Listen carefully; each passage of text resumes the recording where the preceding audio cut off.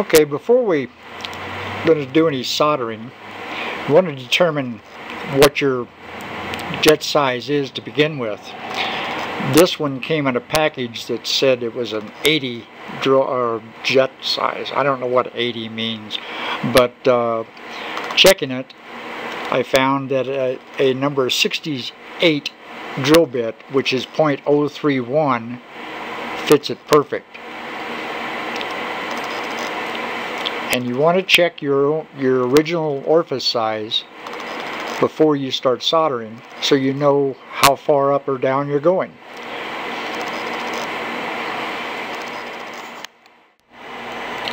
Alright, this is some of the things we'll be using to solder. I use either solid core or rosin core solder.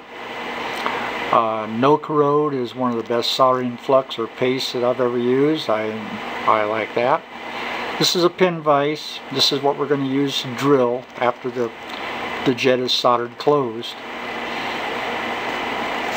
And old trusty Weller electric soldering gun. Now, some people say to use a map torch or propane torch, and I don't see any reason for that much heat. This soldering gun will get that little brass jet just as hot as you need it to melt the solder, and that's all we want to do. We're not building a structural part here. All we're doing is plugging a little hole in a little brass piece. So electric soldering gun or soldering iron will work just fine. And before you start the soldering process, you want to make sure that that jet is absolutely clean. Solder won't stick to any type of dirty or oily metal. I use brake clean. Give the jet a little shot.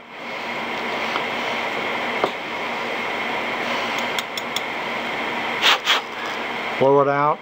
That stuff evaporates almost immediately.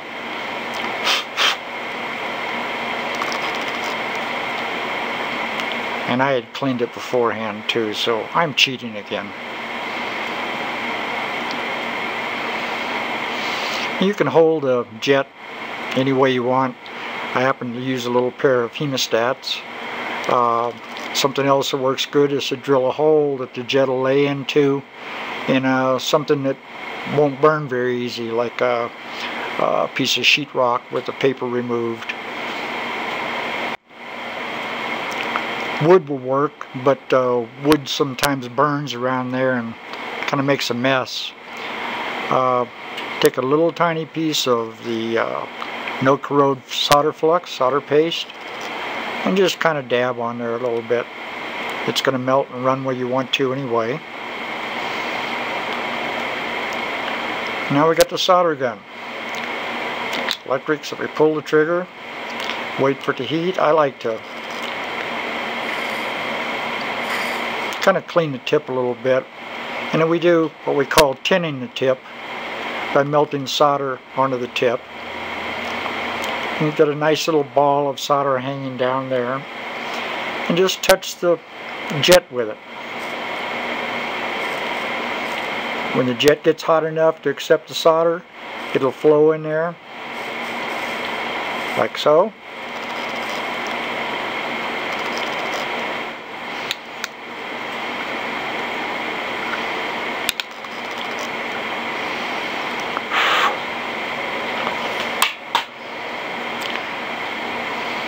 Give it a second to cool down. After it's cooled down a little bit, you can kind of brush the ugly stuff off. And you can see how the solder has wicked down into the orifice. It's now closed up. Now we're going to drill that little puppy out to the size we need. Okay, we've got our .024 drill bit chucked up in a pin vise, and we're going to start drilling. I like to go in from the back side because you've usually already got a starting place in there, and I like to just twist it between my fingers, back and forth.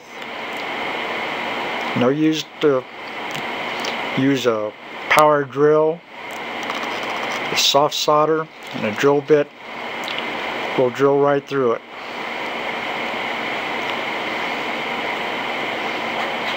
You see the curls of lead coming out of there, that's the solder. And there's the drill bit out the other end of it. Now we've got a new jet with a .024 orifice, much leaner fuel to air mixture than we had with the .026 or 8, whatever that was.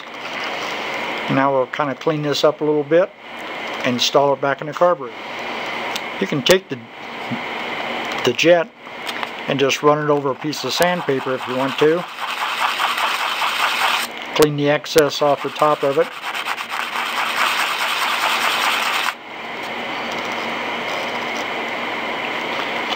Make sure our orifice is still clear. There it is, a .024 orifice.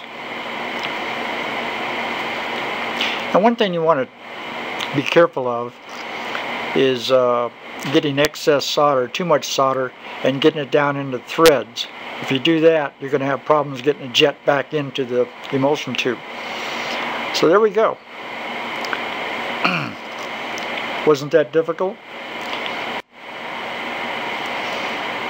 Now, in the event that you do what I did with this one, I screwed up, got a little excess solder in the screwdriver slot, so it's going to make it difficult to screw the jet back in tight. This is just a little hobby knife. You can take it and run it across there. The solder's soft. It'll come right out. And you can renew the screwdriver slot. You don't need a lot. Just back down to brass again.